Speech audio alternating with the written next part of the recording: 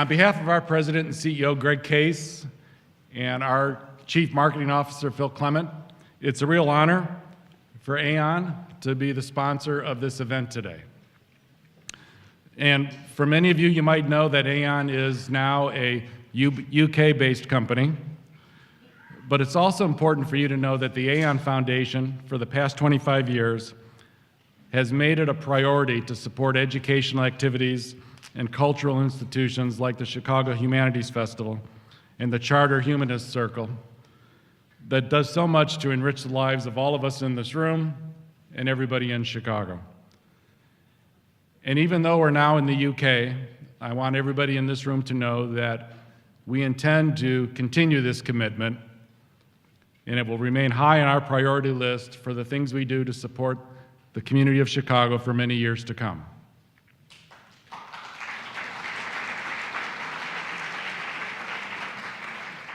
On behalf of my colleagues at Aon, I want to thank the Charter Humanist Circle and its members for their very valuable support.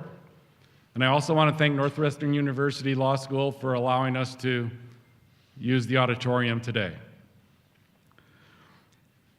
At Aon, we believe in the mantra, if we can't measure it, we don't do it. And because of that, it's a real honor for us to be here supporting and introducing Dr. Philip Kotler. Dr. Kotler has defined marketing as, quote, the science and art of exploring, creating, and delivering value to satisfy the needs of a target market at a profit. He is recognized around the world as one of the foremost experts on business, of marketing, and for his insights on how exemplary marketing has the creativity and the power to influence global consumers every day. In that spirit, I hope you'll join me in welcoming Dr. Philip Kotler.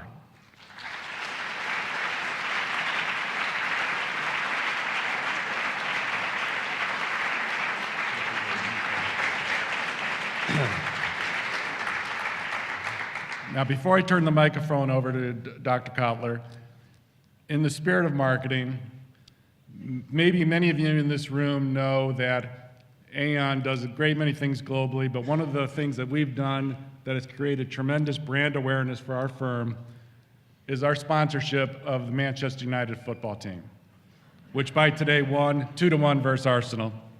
Right now we're at the top of the Premier League. So in that spirit,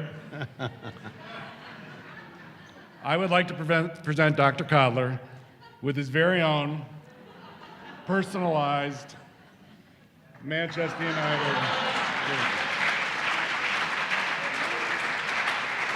Thank you, David. David, thank you very much, and I will wear this in a fantasy way. May I say, I really appreciate your introduction. Of all the introductions I've received, yours is the most recent.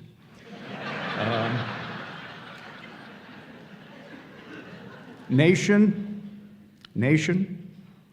well, you may know of Stephen Colbert, so I can't pull it off the same way. There will be two groups with respect to marketing. There will be a group that doesn't like marketing, and I'm going to give you why they don't like marketing and the justifications. I will also tell you there's another group who loves marketing, so before we're through, you will be totally confused, or at least opinionated. So what I want to do is tell you that these are called Confessions of a Marketer. That's, by the way, borrowed from David Ogilvy, who wrote a wonderful book called Confessions of an Advertising Man. And let me move on and say, why is marketing a topic for the humanities? And we would say that there's a couple of reasons. One, I regard marketing as a humanistic subject because marketing has affected our lifestyles, has created, not only affected a lifestyle, but created lifestyles. And we should be, from a point of view of popular interest, interested in that. And it really, I want to say that marketing is very American, that its beginnings are very American. That doesn't mean there weren't manifestations of marketing earlier. And as a matter of fact, I'd like to give you a very short history of marketing so that you understand what we mean by the word. As a matter of fact, if you took a dictionary, a Webster's dictionary, in the year 1900 and looked up the word marketing, you would not find it in the dictionary. Yes, you would find the word market, but not the word marketing. If you then picked a dictionary 1910, you would find the word marketing in it, because marketing is about 100 years old. And it's much more than selling. So let me show you. Let's start biblically. Let's start biblically. Who is the marketer in this picture? This is the biblical narrative. Who is the first marketer in the world? I hear Eve. The snake. I hate to admit it, because snakes sounds like sneaky and so on and so forth. But the fact is that it was a snake who sold Eve on getting Adam to eat an apple. So it goes way back. At least selling goes way back. Now let's go further. Here is the father of marketing. Wow, what an insult to him. I mean, that's Aristotle. Recently, I was at a group, a little party, and we were speculating who we would like to meet most if we had an hour with such a person. And it boiled down to Plato, Socrates, or Aristotle. That's a hard one. It turns out that my vote went for Aristotle. Aristotle was Google at the time.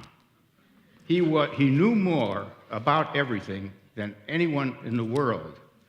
He wrote on science, politics, economics, rhetoric, art, and everything. Now, why do I say that he had some marketing impact?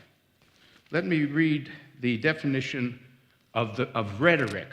And he's not the founder of rhetoric, by the way. The founders were the Sophists around 600 BC. They were a group who wanted to use selling and speech and persuasion for their own devious ends. But Aristotle put the discipline of rhetoric on its feet. Rhetoric is the art that aims to improve the facility of speakers or writers who attempt to inform, persuade, or motivate particular audiences in specific situations. It is the faculty of observing, in any given case, the available means of persuasion. So, in a sense, he could be the father of selling, the idea of getting someone to do something that they might not have done otherwise. So, let's move on about other early manifestations of marketing. I know many of you cannot necessarily read this, so I will read it. But the first department store opened when and in what country?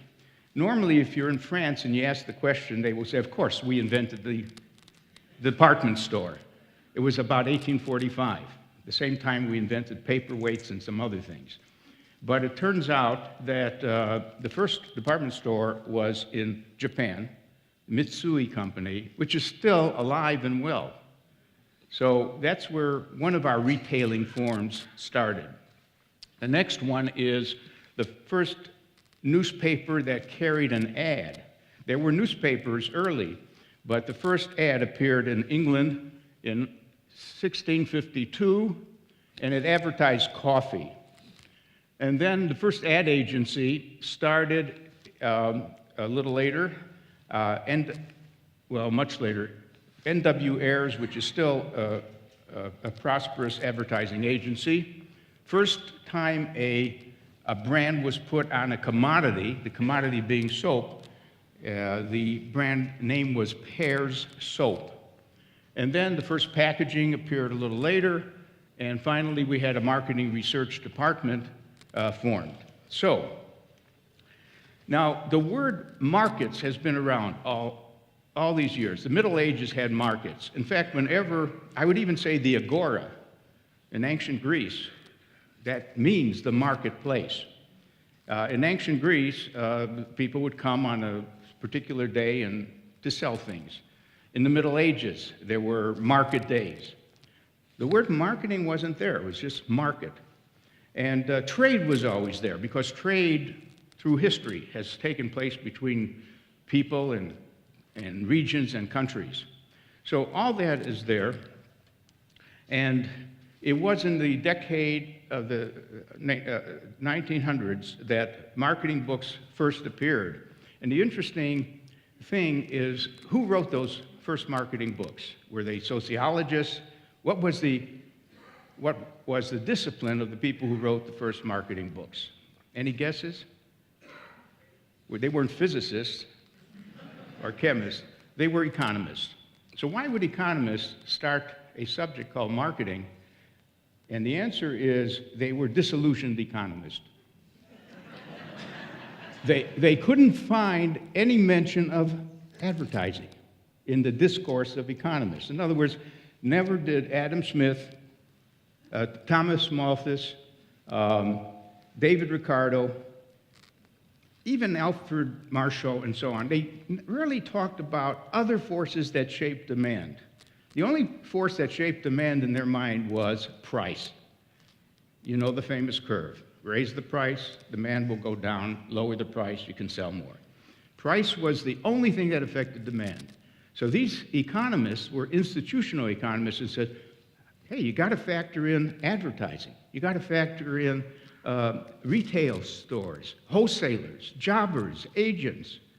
And it was the neglect of the classical economists to not really texture the marketplace and the way an economy worked that led to marketing. So marketing is technically a branch of economics. Now, who helped develop this field of marketing? Now, probably you don't recognize maybe anyone here. There's one person you might recognize. I don't know if you can see some of these faces, but does someone recognize anyone there? Yeah. Dale Carnegie. Dale Carnegie is here, and his book was How to Win Friends and Influence People. Because in doing this, I wanted to find out who is the exemplar of the selling method, how to win friends and influence people. But let me give you the whole picture. Ernest Dichter, some of you may know of. He was a motivational psychologist, and he could explain why people didn't like to eat prunes, why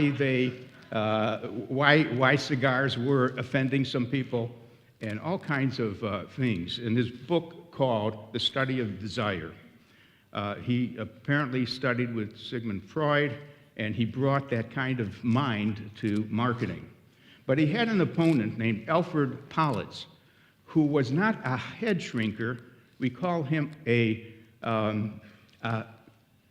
counter, a nose counter. The expressions we would use, if you were very psychological, you were a head shrinker, and otherwise you were a nose counter, namely a surveyor. You surveyed people, you found out what percentage of people were of a certain age, and why did they buy a particular product. Julius Rosenwald was very much behind the formation of the Sears Company, which was an important episode in the development of our retail chains. Lester Wunderman deserves credit as exemplifying the use of direct mail and catalogs, that you can sell more directly. You don't have to be in a store. You can get people to order goods by mail and phone later. David Ogilvy is the exemplar advertising person. Then Stanley Marcus of Neiman Marcus was the fellow who could walk into any retail store and give them 100 suggestions on how to improve the layout, the size of the aisles, and make a difference in the volume of business. Edward Bernays is the father of public relations in the United States. His name has sort of become obscure, but he really was a very important person. The word propaganda was often used in connection with his work because people thought it was a model to motivate you to feel a certain way about anything, regardless of the standards involved. And then there's Dale Carnegie. In any case, how did marketing get its start? Marketing got its start in sales departments. Every company has a sales group. And the salespeople really want to be in the office of a customer because that's the only way something happens. So they don't want to do a lot of homework. For example, 3 things they didn't want to do. They didn't want to do consumer research in a systematic way because that's taking their time away from selling to customers. Secondly, they would have liked someone else to find leads. Now, a lead means a prospect. In fact, we distinguish between a hot lead, oh boy, he's ready to buy. He even called us to buy, a warm lead, a cold lead, and so on. Someone else should do that for the salespeople so they don't waste their time making calls. And the third thing was someone had to prepare brochures and ads. And the salesman is not skilled, the salesperson isn't skilled at communicating through advertising and brochures. So sales departments added 3 people or hired them from time to time. Later on, it exploded to the day today when we have multinationals running with marketing. In other words, marketing, those 3 people split from sales and became big enough to be its own department. And so some people in the audience here may be a chief marketing officer. The old name was vice president of marketing, but I like the name chief marketing officer because that person now is part of the chief officers, chief information officer, chief financial officer, chief innovation officer, and the status has moved up. Some of you may be brand managers, may have been in your past experience. Category managers, market segment managers, managing distribution channels like retail or wholesale things, a pricing manager, communication manager, database manager, direct marketers, internet people, and so on. So marketing is well established. Now, the character of a marketing department depends very much on what the CEO thinks of marketing. So the one-piece CEO is a person who took over a company and he says, I don't like marketing, but I know I need it. And all I want from marketing is some communications. I just want someone to broadcast and promote us. So that person is missing a lot of other things made up by other CEOs who are 4P CEOs. Now, a 4P CEO says, I need a marketing plan, and the plan has to mention product. That's the first P. What about our product? What's good about it? What are the features? Price, what should it be priced at? Place, where should it be made accessible? Online, offline, in stores. And finally, promotion. So that's a more educated view of the potential of marketing. But there's even a better view, and that's called the CEO who says, no, I don't want to start with 4 Ps. I want to start with the fact the market is complex. There's a lot of segments. Each segment deserves its own plan.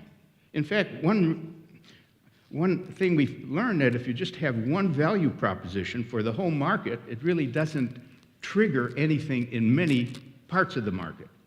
So that CEO says, what segment should we go after? And what position should we take with each segment? What do we say about ourselves and how we can satisfy their needs? Now, there's even a higher type CEO, which is exemplified by A.G. Lafley, who ran Procter & Gamble, recently retired. When you ask A.G. Lafley, what's marketing? What's your picture? He says, well, M.E. What do you mean? Marketing is everything.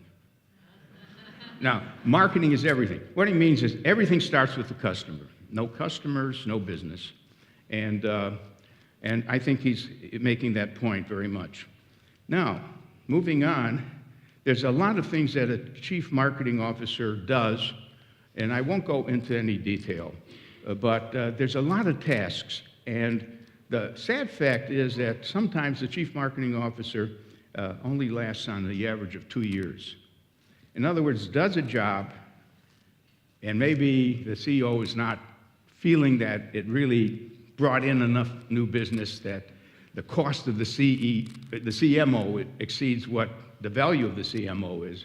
There's a lot to go into about why CMOs, on the average, hold on to their job for 2 years. By the way, some of them get a better job after 2 years. They become something higher than the chief marketing officer. Some of them actually are pirated away because they're so good, they go to another company to be the CEO.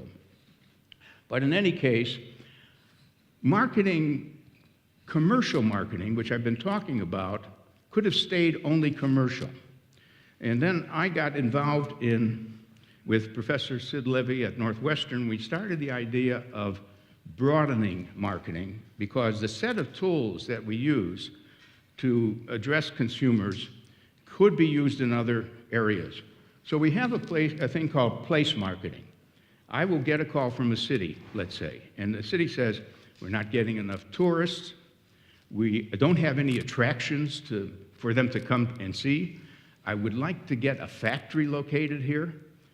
We would like some digital people to move here who know digital. We want to start at Silicon Valley. So that's place marketing, the marketing of a place. How do you dress it up and make it attractive against all of the other competitive places? The second, person marketing. There's an agency called William Morris, and a young singer might go to William Morris and say, look, I want to get a hit. I want to appear on Jay Leno's show. I want to move up to being noticed. I want high visibility. I wrote a book with the title High Visibility. How do you get that visibility? So William Morris will look at her and say her performance and maybe say, you know, in a sense, you don't be offended, but we can make you into a better product. That's sort of the language. You know, do your hair differently, walk a little, dress differently. Actually, we're going to use you to reignite the archetype of Joan Baez. You know Joan Baez, the folk singer. Well, we need a new Joan Baez. And so we can recast you and form you into the kind of person we all miss, and so on. Now, social marketing is another branch. Today, there are 2,000 social marketers around the world trying to help people eat better, exercise more, say no to drugs, stop smoking, get off of tobacco, say no to a number of things. Positive behaviors and negative behaviors. By the way, my memory is that Sweden was one of the first countries to want to raise a nation of non-smokers, non-drinkers, all the vices. And it starts at the primary school level, that you could technically raise people to avoid those vices if that was thought to be good public policy. So that's social marketing. Now, political marketing we're saturated with. And I think it's degenerated, but that's another thing. Fundraising is part of marketing. I mean, fundraising is an odd form because you're not exchanging. Everything else is sort of an exchange of values. Fundraising seems to be a one-way transfer. Here's some money for the museum. But any fundraiser knows there's something that should come back to the person who is the donor and supporter of a museum. And working that way is important. So these are offshoots. Now, all of us do marketing. If you read the list, we all do marketing. Did you ever compete for a job when you knew there were other applicants? Didn't you dress up as well as you could and even prepare what you're going to say and so on? Did you compete for a desirable apartment, which was scarce? Or a member of the opposite sex if you wanted to court someone? So in a sense, human animals who know how to make an impression and market ourselves to some extent. What do we dislike about marketing? Well, there's a long list. It's a rather long list. Intrusion, interruption, exaggeration, and so on and so forth. And I really made a list that's a little separate from that. Here are some of the criticisms. Marketers get consumers to want and spend more than they can afford. And we know that from the financial disaster, that people were buying homes with maybe nothing down. Marketers are skilled at creating brand differentiation where it shouldn't exist, like with commodities, you know, a chicken is a chicken, cement is cement. So they spend a lot of time trying to tell you their cement is really better, their salt is really better, and so on. Marketers want to produce and sell more goods without considering the resource and environmental costs of producing the goods. The planet Earth is affected by the amount of production and the care with which it's done. Marketers had not paid sufficient attention to product safety. And we know that because Ralph Nader made his career, basically, the unsafety in cars, and then we got lead poisoning, we got asbestos problems, and so on. Here's a serious criticisms. Marketers, and this is not all marketers, these are some particular companies and so on. Marketers favor giving the public what it wants, whether it's good or not for them. Sure, I'll sell you cigarettes. I'll sell you anything that will make money. Therefore, marketing promotes a materialistic mindset. That is, we get turned on to more of a materialistic world, a world of ever-changing products and services and keeping up with the Joneses and some of that. Marketers rarely talk about sane consumption. Yeah, some beer companies say, please enjoy our beer, but don't drink too much. That's nice that no one listens to that, and you still have binge drinking, but they're trying to do what they can, and so on and so forth. Now, let me just say there's another side. This is important too, because it's not a simple picture. The other side of it is marketing has undoubtedly raised the standard of living in the United States. People don't naturally buy new things. In other words, do you know people used to keep their refrigerators, which weren't refrigerators at the time, they were ice boxes, and they would keep going out and getting some ice and putting it in the box and so on. And even the washing machines were very slow to take. In other words, it would be expensive to buy a new appliance, but marketers persisted in saying your life will be better with new appliances, and that's one of its jobs.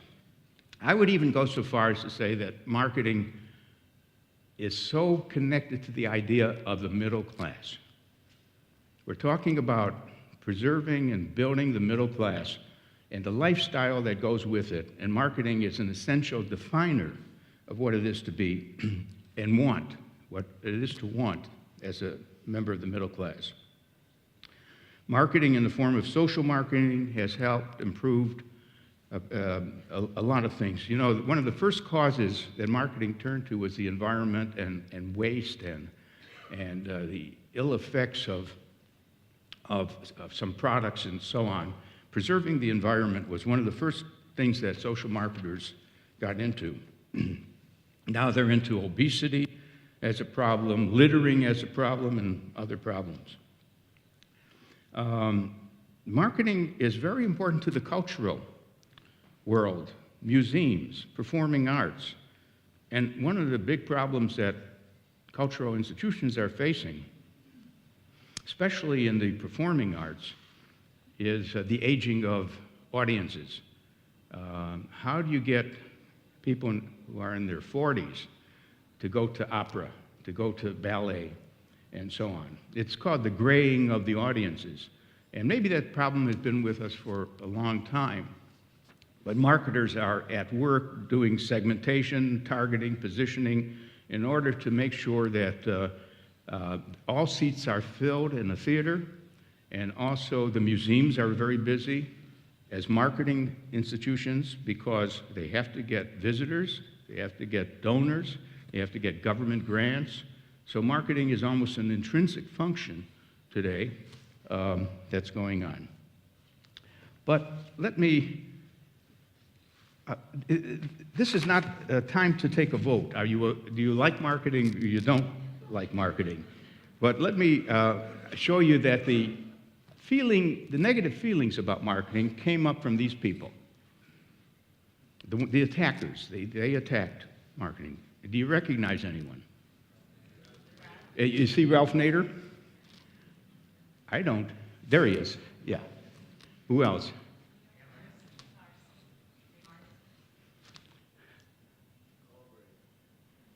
Well, it is Ralph Nader. Unsafe at Any Speed. Rachel Carlson, by the way, deserves so much more credit than we've given to her for her book on the Silent Spring, which was about the chemical pollution, the pesticides that we're getting into our spring water and so on. Vance Packard, who popularized the idea that we are hidden persuaders, that when you go into a movie theater, you don't know this, but an ad is sort of flashing to go and get some popcorn before you sit down. Subliminal advertising, which never did happen, but the hidden persuaders. And then John Kenneth Galbraith, who pointed out that while we spend so much money in making enough deodorants for any type of interest you have in deodorants, in the public sector, you've got streets that are littered, and there's some garbage, and there's slow traffic, so we have a good private sector, but we can't enjoy it because the public sector doesn't have the public goods that would facilitate things. You got Naomi Klein, who's probably the prototype person now for attacking branding. Brands, they're awful. You're paying more than you need to pay. The book is called No Logo, logo being another name for brand. And Michael Sandel has this new book out, which is really interesting and worth reading. He's the fellow who ran a course on justice and would ask groups about this size at Harvard, what is the just thing to do in each situation. But his new book is called What Money Can't Buy, The Moral Limits of Marketing, where he points out that if you're in jail in California and you don't like the cell, you can pay for a better cell. You know, maybe one with a computer if you want a computer and so on. But he thinks today our culture divides people in social classes more clearly.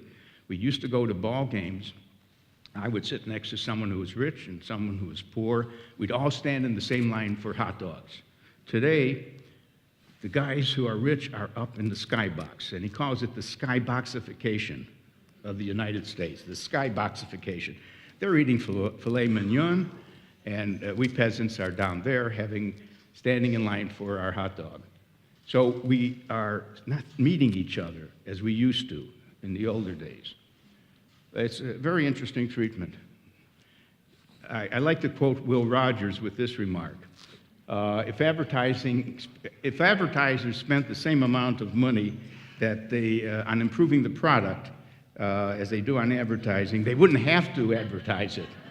And by the way, that's a very profound observation because in the age of the internet, it's so much easier to talk about a product you like to others and also about a product you don't like. And in a sense, if this goes far enough, there will be no bad companies anymore. It would be not possible for a company to be a bad company because the word of mouth will sink it. So he's sort of touching on that point. Do a good job, and others will advertise the good job you did.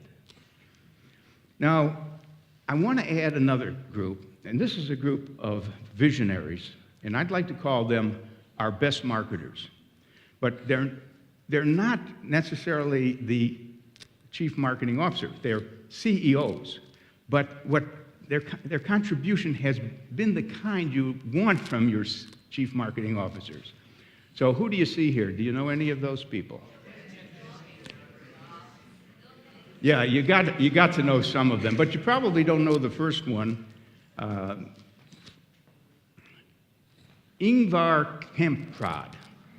It's very even hard to remember his name, but he's that Swedish person who invented IKEA, who said, I must bring down the cost of furniture, and I can do that by taking the air out of it and just selling knockdown furniture, and now people can afford to have some nice things in their home. Richard Branson is phenomenal. He's not only in self-promotion, he's one of the best self-promoters possible. I don't know if you know that he was in Times Square some years ago to introduce his new cell phone, the Virgin cell phone, and he said he was going to drop off of a building, a 30-story building, and not wearing any clothes or something. So everyone showed up, and I don't know why they would want to show up, but they showed up in Times Square. And sure, he did jump down, but it was on a rope, and he's carrying a huge version of his new cell phone. And so everyone, not just in Times Square, the reporters were covering it, all of New York knew about there was a new Virgin cell phone. So he's very good at that. But right now, he told me something I couldn't believe. I was in Dubai, and he gave a speech, and we were just chatting, and he said, where are you from? I said, Chicago. He says, you know, there will be a time when you can go from Dubai to Chicago in half an hour. What is it? Is this a time machine you're inventing? He says, no, it's just a rocket ship. So the rocket ship takes off from Dubai, just goes right up in the air and lands in Chicago. So he's working with some people on the new spaceships, basically. And you want to watch him. Of course, Walt Disney, great visionary. Herb Kelleher, thanks to him, we have Southwest Airlines, which started a whole class of low-cost airlines. And then we've got Anita Roddick, who ran the Body Shop, where she said, I'm not selling hope. I'm selling good skin lotion. All the others sell hope. That was a famous remark by Revlon. In the factory, we make lipstick. In the store, we sell hope. But she wrestled with that one. Then you got Bill Gates, Steve Jobs, and Jeff Bezos. And Jeff, let's see, we got to make sure he gets in there. Jeff is extraordinary. If there's anyone who has consumer thinking in his mind, wanting to facilitate the consumer to really order or reorder or return or anything like that, and then to buy more than books, to buy electronics, to buy clothes, he's done a marvelous job. He's very exemplary in that sense. We're running out of time, and I'm going to want some questions from you, but let me just refer to a few more things. This is a chart I use in the book, Marketing 3.0, basically to say that every company should define its mission, its vision for the future, and its values, what it really cares about. And if you're a 1.0 marketer, it's a good job you're doing. I mean, of course, you're trying to deliver satisfaction, make a profit, and make a good product, be better. If you're a 2.0 marketer, you want to help people realize their aspirations. You want to deliver things that they might aspire to have. They will return frequently to buy more, and your product is different than the others. Not only better, but different. And suddenly, you move from mind to heart to spirit. What's spirit? It's that small set of companies that say, we're compassionate. We have compassion for the state of the world. We want to get involved. We want the companies to be a machine for improving the lives of people. You could reduce that to just some charity work they're doing, or it could be a real fundamental strain in the way they do their business. We can name some companies that really have felt that they want to help reshape the world into being a better world. So that is, here's one of my favorite companies that illustrate the cells in that picture, the S.C. Johnson Company in Racine, Wisconsin, whose products are shown over here. You probably have purchased some of their waxes or some of their insect repellents or other things. But they're just winning awards for being a very caring company. Incidentally, a book that you might want to read is called Firms of Endearment, which is a fancy way to say companies we love, Firms of Endearment. And I love the subtitle, How World-Class Companies Profit from Passion and Purpose. And it's based on asking audiences, random meeting of people, is there any company that you like a lot? Now, let me ask that question. Name a company that you would dearly miss if it disappeared, vanished. Apple, see? Always Apple. I thought you were going to say Harley-Davidson, but that's another one. Amazon, I would miss Amazon. I really would. I would even subsidize it to continue. Which one? Costco, of course. I'm with you on Costco. Nike, okay, well, you see what happens is these are the names of the companies that came up again and again. I don't think there's any surprises there. I've asked other countries to do this too, because it would be a different mix of companies that would come up. But the main thing is, these firms of endearment are so much more profitable than the ones that have not been dear to us. One of the things is that they're 9 or 10 times as profitable, but let's see why, and without going through everything here, look at the last one. These are the attributes of that set of companies. And the last attribute is they spend less on marketing than rather more. Because I bet you thought that the companies that were going to be dear to us are the ones who are just advertising all the time. They're so familiar. We see Coca-Cola all the time, all the time. No, they spend less on advertising. So who's doing the advertising? The customer. You guys are. So that's where you should put your money. Create a love affair. Create fans with others.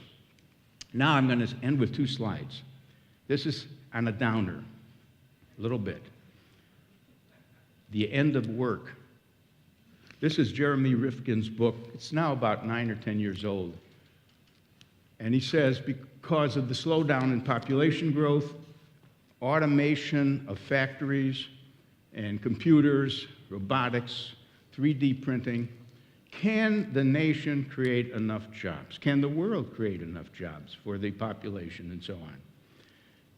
And it raises a question about marketing's role.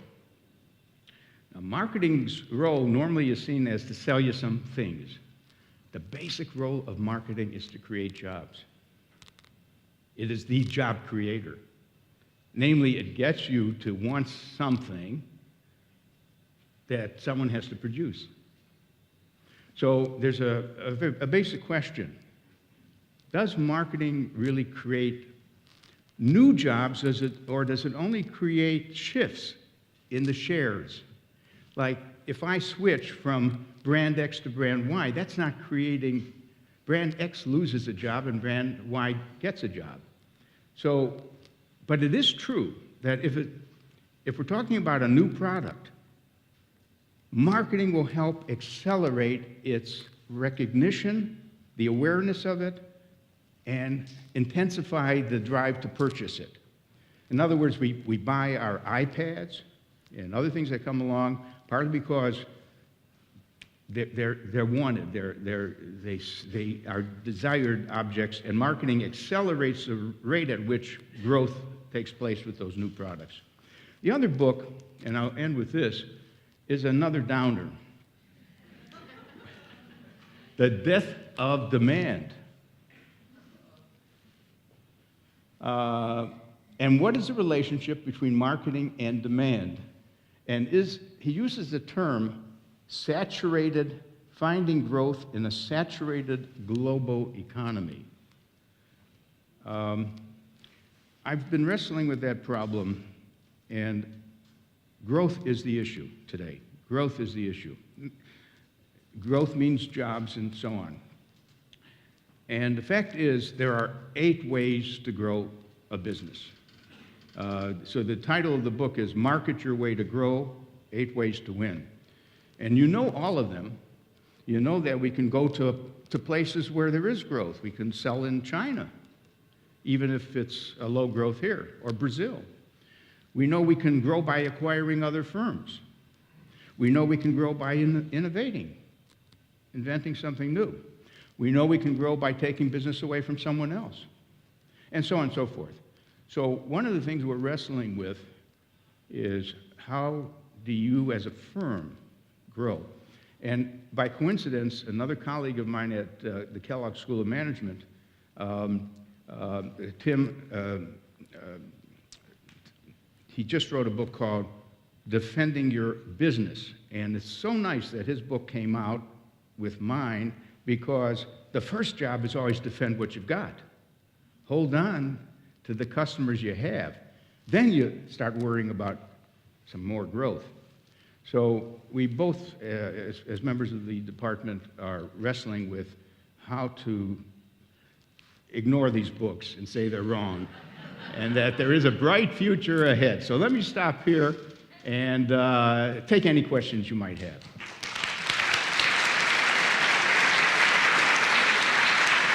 Thank you. Okay, we have time for a few questions for Professor Kotler. Is there anyone on this side of the auditorium that would like to ask a question? Any Yes. hands up? Yes, I see you over there.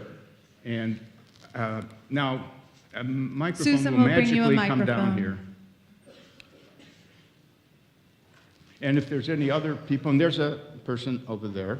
Thank you. Would you introduce yourself, please? My name is Iris Witkowski, and I've been coming to the Humanities Festival as long as it exists, and I very much appreciate your talk today. Thank you. I am making a statement. What really drives me nuts as far as saturation is concerned is the placement of products on television programs.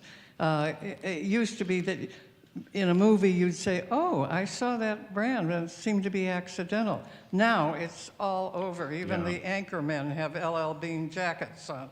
You know, that's the field called product placement. And we first got conscious of it with the James Bond films, where each time there was a different car, he drove an Audi or he drove something else, because it was a matter of what car company would pay the most for the next film to feature that car. And now, does the person speaking pick up a Coke bottle or a Pepsi bottle, and things like that. Most of us don't notice it. It's not yet that intrusive, but it has been discovered as a way to get some visibility for certain products, product placement. I'm Cody Engel. I'm a charter humanist. Again, thank you. On the evening national news, 75 to 80% of the ads are for pharmaceuticals. And they say awful things about each one. And I believe there was a change in legal requirements some years ago. And what are your thoughts about that? Because clearly that advertising is driving demand, which is driving costs, et cetera, et cetera. Yeah. It's called over-the-counter advertising too, but maybe it's also prescription. But basically, you can make a case for it by saying consumers should know what they might think would be the right thing for them. Otherwise, the only one who could tell them what's right is the doctor. And the doctors don't like it, of course. The doctors, in some cases, are offended by the patient saying what he wants as a prescription. But, you know, this has happened with lawyers who are advertising now. Doctors are advertising themselves, even if they don't like that. The expert is Prabha Sinha, who runs a firm called ZS, and he's always working with the doctors and the pharmaceutical people, and could help answer that. Any other things that bother you about advertising? Hi, my name is Bob Michelson. Thank you, Professor Kotler. It is a pleasure to hear you in person. You've been a big influence in so many people, myself in particular, for so many years. Well, My question... One second. How many of you have read any of my books? Any hands? Well, thank you I owe thanks to you. Please proceed. My question is in regards to social media, and you start off your presentation talking about so much of marketing was defined at the beginning of the 20th century. We're 100 years into it. As you look at social media, do you see across a continuum of marketing this being a short-term phenomena or radical change in as we do marketing for the next century? That's part one. And part two, do you see the ability to apply an ROI to social media? Yeah, those are excellent questions. This is not a fad. We are in the digital age. We've passed analog, and there's no turning back. That means that I see the following happening. Every company I talk to says, we're going to go digital too, but slowly. We're going to rely on our traditional, which is newspapers, which are disappearing, by the way, radio, TV, billboards, and magazines. So at best, they will say this: let's turn 10% of our next budget over to digital, which means Facebook, Twitter, and YouTube, and Linksys, and so on. And let's see what happens. Let's hire a 12-year-old, give them a budget, and hope they come back saying, look what I did with Facebook. Look at how many mentions, and so on. Now, that goes to your second question. How do we measure the impact of using Facebook or something like that? Progress is being made. But remember, we never measured advertising right either. I mean, traditional advertising was a waste. First of all, the basic notion of traditional advertising is you know that half the people will never see the. What did Wanamaker say? I know that half of the money I spend on advertising is wasted. It's just I don't know which half. Basically, we judge things by how many people were in principle exposed, cost per 1,000 people exposed when we make an advertising budget. And frankly, many of them were in the bathroom or the kitchen when the ad appeared. So, and increasingly, people are more on their TVs, on their computer screens than they are necessarily watching ads. And I think the advertising industry is making a mistake of putting too many ads now. I mean, there's little content left on some programs with the number of ads that flash by. They're all 30-second things. So now, about measuring, if you read Advertising Age, you'll see a lot of statements and claims that there is measurement going on. One thing I would say is this. Don't take your ad budget and take 50% and switch it to digital, which one firm did, and it was a terrible result. Because until you know what each social medium does, what you want is 10% of your budget going that way, and then when there's some proof, you put in another 5 or 10% into that particular use of the social media. Okay, we've got time for just one more question. I know a lot of our attendees Okay. are going to other It's your events, so we have one right here. Oh, okay. Please. Mark Gruen is my name. I've been in direct marketing my entire career. And so it's interesting that I should follow up a question about measurement in advertising. Yes. Because I've lived by metrics. Now, my question is this. I've always guided my marketing decisions according to the so-called 4 Ps or 5 Ps, depending on where you're coming from. And in terms of the P for placement, I mean, the internet has certainly flattened the world, and our distribution channels have changed.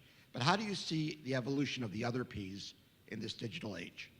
Okay. First of all, let me say I'm so glad you're in direct marketing. Direct marketing people are much more accountable for the results. They could actually experiment with trying to release different direct messages and seeing and testing and then going with the one and knowing what it cost to do the campaign, what the sales were, and it's just a pure P&L kind of exercise, which we couldn't do with just the normal commercials on TV. Now, are you asking where the other 3 Ps are going, in a sense? Like what's happening to product thinking and pricing and place? See, there will be new distribution channels all the time. I've been asked this question when I wrote the book Marketing 3.0, which is really the case that some companies should be socially responsible as well. Someone would ask me, what are you going to come up with 4.0? And I don't really have an answer, because when you go from the mind to the heart to the spirit, I don't know how much further you could go. But I am thinking that 4.0 is going to describe companies in the future that are building ecosystems and platforms where we get involved with them in such a way that everything is being supplied that we want as an individual. Think of iTunes. Think of the iPhone, iTunes, the whole setup of think of Harley Davidson. If I buy a Harley Davidson, I'm a member of what they call them, the hogs. I'm a hog, a Harley owner groupie. And not only that, I can take my motorcycle and just go and meet people I don't know. Some have beards. Others have beards, but they're fake. They're wearing leather jackets. These are business people. They're maybe chief financial officers, but they want to be macho. So they supply a whole system to fit into that. More and more companies might sort of begin to think about that. Now, let's take, what's the one who's making shoes now? Is it Tom Shoes or the other one, Zappos? They're creating a system that's going to go beyond the shoes that you buy. It's going to go into clothing. So some companies, as one evolution for certain companies, by the way, it's not different in business to business, where a company that Boeing supplies 747s and other planes, they have to create a whole system. So you can't even leave it. You know, once you get involved, once you get with IBM, you're not going to leave for Honeywell or something like that. So this is maybe what 4.0 thinking will do. In other words, it won't be product-centered, it will be system-centered, a whole system. I think we're out of time. Thank you very much.